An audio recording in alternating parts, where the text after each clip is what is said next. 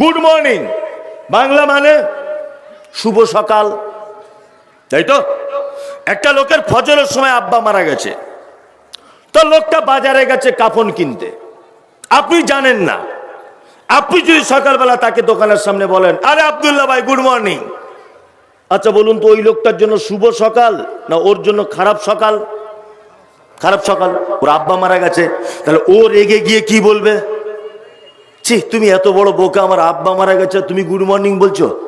এটা বলতে পারে কি পারে না? পারে। ওই লোকটাকে যদি আপনি বলেন আসসালামু আলাইকুম, আচ্ছা ও রাগ করবে না খুশি হবে? খুশি হবে, তাই না? ইসলাম কত সুন্দর, মুহাম্মদ সাল্লাল্লাহু আলাইহি ওয়াসাল্লাম কত সুন্দর কথা বলেছেন, আপনি অবাক হয়ে যাবেন। এক,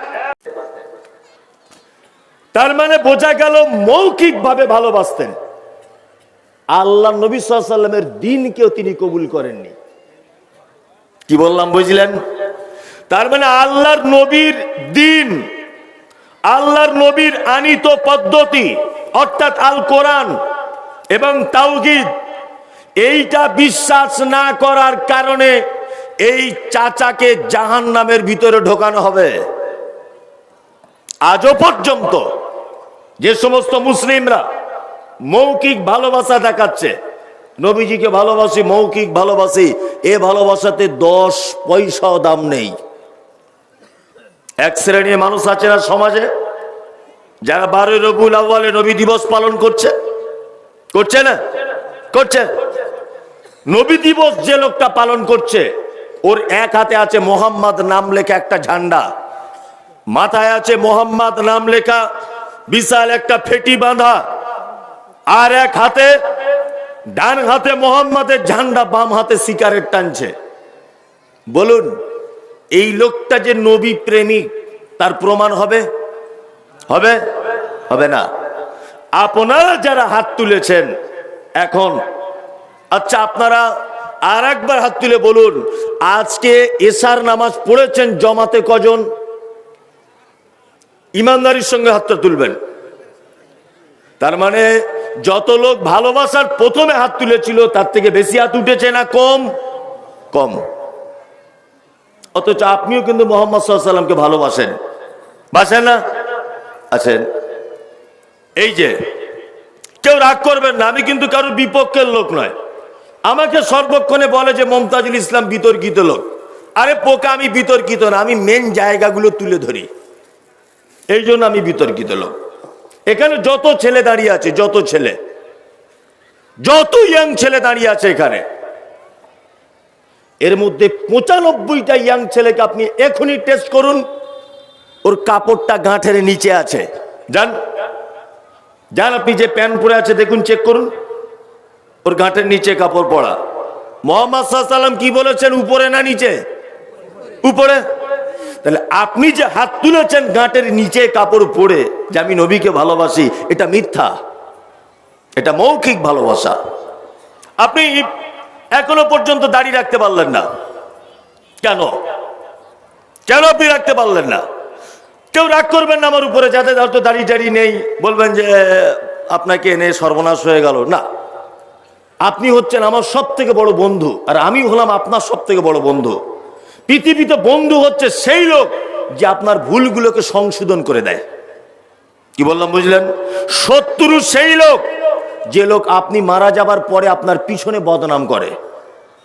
তাহলে আপনি এখন বেঁচে আছেন, তাহলে যে লোকটা গাঁটের নিচে কাপড়, যে লোকটা দাড়ি নেই, যে লোকটা এশার নামাজ জমাতে পড়লো না, যে লোকটা এখনো পর্যন্ত হারাম এবং হালালের তামিজ করলো না, বলুন এই লোকটা যদি এখন হাত তুলে বলে আমি নবীজিকে ভালোবাসি, তাহলে এটা সত্য না মিথ্যা?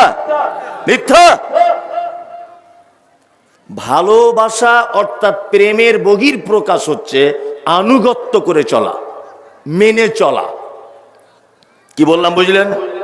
আপনার স্ত্রীর সঙ্গে আপনার বিয়ে হয়েছে আজকে 10 বছর, তা আপনি যখন বাড়ি থেকে বার হচ্ছেন, আপনার স্ত্রী বলছে যে আমি একটু মায়ের বাড়ি যাব, তা আপনি বলছেন না যাওয়া যাবে না, তাও বারবার বলছে আপনাকে না আমি যাব, আপনি বারবার বলছেন যাওয়া যাবে না। আপনি চলে গেলেন মালদাতে কোনো একটা কাজে, ও আপনাকে ফোন করে বলছে, হ্যালো তুমি কি জানো আমি এখন কোথায় আছি? বলছে কোথায়? বলছে খানপুরে চলে এসেছি মায়ের বাড়ি। আচ্ছা বলুন, আপনার স্ত্রী আপনার অনুপস্থিতিতে আপনার কথা অমান্য করে, আপনার আদেশ ভঙ্গ করে ও তার মায়ের বাড়ি চলে গেল, ও যে আপনার আদর্শবান স্ত্রী, ও যে আপনার মানে ভালোবাসার স্ত্রী, এটা প্রমাণ হবে? হবে না, ও অবাধ্য স্ত্রী। এক কথায় প্রেম আর ভালোবাসার বহির প্রকাশ হচ্ছে এক অপরকে মেনে চলা, এক অপরের আনুগত্য করে চলা। বন্ধু, আপনাকে আমি এই ব্যাপারে কয়েকটা কথা, খুব মূল্যবান কথা, মোটামুটি 1 কুইন্টাল করে ওজন হবে যদি দাঁড়িপাল্লা থাকে। আপনি শীতকাল চুপটি করে বসুন, আমি একটা একটা করে বলছি। এক, ভালোবাসা বলতে হযরত মুহাম্মদ সাল্লাল্লাহু আলাইহি ওয়াসাল্লাম যেটা আদেশ করেছেন ওটাকে মেনে নিতে হবে। 2, মুহাম্মদ সাল্লাল্লাহু আলাইহি ওয়াসাল্লাম যেটা নিষেধ করেছে সেটা এইক্ষুনি ছেড়ে দিতে হবে আপনাকে। কি বললাম বুঝলেন? আচ্ছা, আমি পরীক্ষা করার জন্য একটা আদেশ আর একটা নিষেধ আপনাদেরকে বলে দিচ্ছি, মানবো ইনশাআল্লাহ? ইনশাআল্লাহ মানবো। এক, আল্লাহ নবী সাল্লাল্লাহু আলাইহি ওয়াসাল্লাম বলেছেন, হাক্কুল মুসলিমি আলাল মুসলিমি খামসিন, এক মুসলমান আর এক মুসলমানের উপরে 5টা জিনিসের হক রাখে। আর একটা হাদিসে আছে 6টা, দুটোই সহিহ হাদিস। আমি 5টাটা বলছি। এক, আল্লাহ নবী সাল্লাল্লাহু আলাইহি ওয়াসাল্লাম বলেছেন রাদ্দুস সালাম। পরিচিত অপরিচিত মানুষকে দেখলে কি বলবে? আসসালামু আলাইকুম, তাই না? আপনার ছেলে শুনলাম ইংলিশ মিডিয়ামে পড়ে, খুব ভালো জিনিস, এতে আমার কোনো আপত্তি নেই। আপনার ছেলে খুব মানে ইংরেজি শিখেছে, সকালে চাচাকে দেখা হয়েছে, তা বলছে চাচা গুড মর্নিং।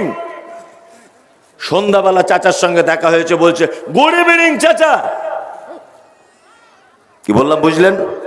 আপনার ছেলে যদি একটা ইংলিশ মিডিয়ামের স্টুডেন্ট হয় আর একদিনে যদি 1000 বার যদি বলে good morning good morning, good good good good good good good good করেই যদি যায়, আচ্ছা বলুন তো 10 পয়সার একটা নেকি মিলবে? না। মুহাম্মদ সাল্লাল্লাহু আলাইহি ওয়াসাল্লাম কি বলেছেন? আসসালামু আলাইকুম। তুমি তোমার চাচাকে দেখা হলে বলো, চাচা তোমার উপরে শান্তি বর্ষণ হোক। তাহলে আল্লাহ নবী সাল্লাল্লাহু আলাইহি ওয়াসাল্লামের শেখানোটা ভালো না দুনিয়াবি যেটা শিখেছেন এটা ভালো? মুহাম্মদ সাল্লাল্লাহু আলাইহি ওয়াসাল্লাম এটা ভালো। তার একটা জ্বলন্ত প্রমাণ